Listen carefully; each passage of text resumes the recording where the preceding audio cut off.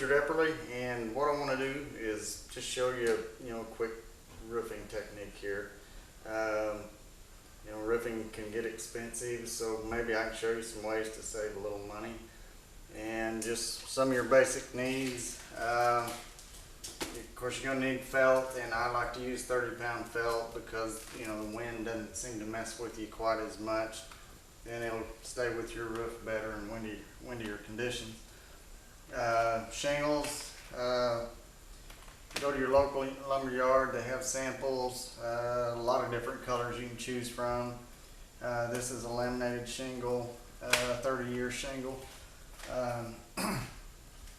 And one thing you want to remember too, as you apply it, or when you get ready to apply the shingles, the specifications are on the shingle wrapper, from the shingle company, as warranties and stuff like that. So you need to observe that and pay attention to what the offset on your pattern is and stuff like that. So they really have some good instructions too on the shingle wrapper.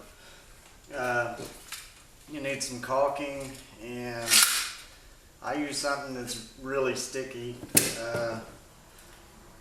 and I'll just read the ingredients to you right quick if I can find it.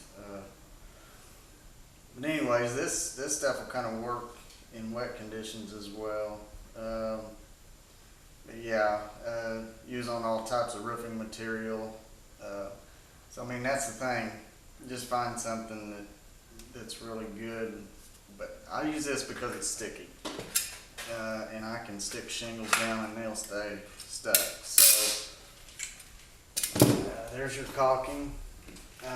Utility knife.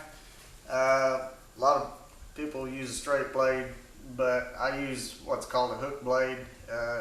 Really does a nice job of cutting.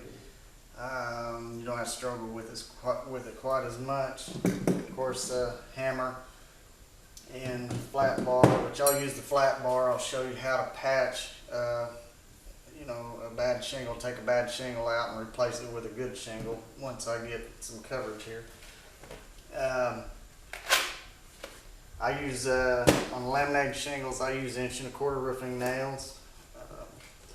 And if you choose to, you can use straight edge to cut your shingle straight, but I've done it enough that usually I can eyeball it and do it. Hand nailing, I really don't use a gauge or anything, but if you really want to stay in the specs, you can use a tape measure. So anyway, I will go ahead and put my 30-pound felt on.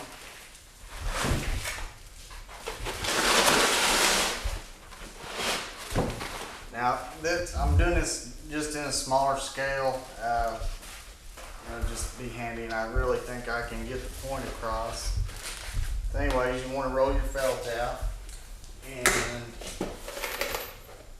usually what I do is I'll go to the center of my roll and I tack it down. Man, that's really loud. Normally, I use tools to compete, which I would normally use a hammer tacker, but to kind of save money, I'll just use the basic tools. But what I do is I'll set my felt and I'll roll it down the roof, say, about 10, 12 feet, and I'll grab my roll, I'll stretch it out, and then I'll just nail it down real good. But you probably want to get cat nails. That way it'll stay with you better, and the wind won't bother you near as much.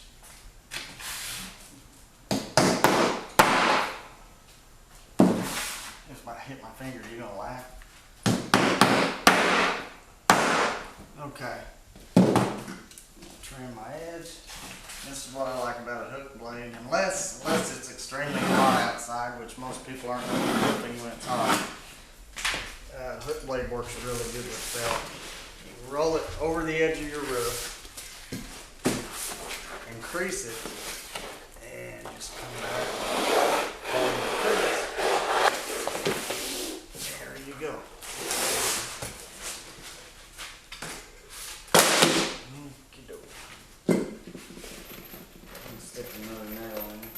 Normally I'd put more nails and stuff in it just for illustration, though. To save time here. I'll just do this.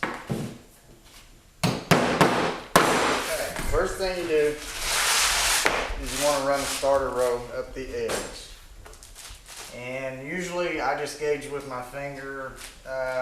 Using metal edging, I use quarter finger joint. If I'm not, I go a full finger joint, which is, you know, about a 1/2 inch to 3/4. You do that on your bottom insides. And then again, you can use a tape measure if you choose to. And you want to nail that above your tab.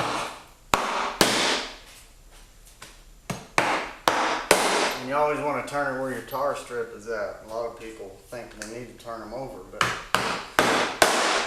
your grouted side of your shingle needs to remain up. Okay. To make this work out right, since my tab is indented a little, I want my edge to be straight, so I cut that first tab off. And then I'll just bring my bottom starter right into that. Gauge it with my fingers.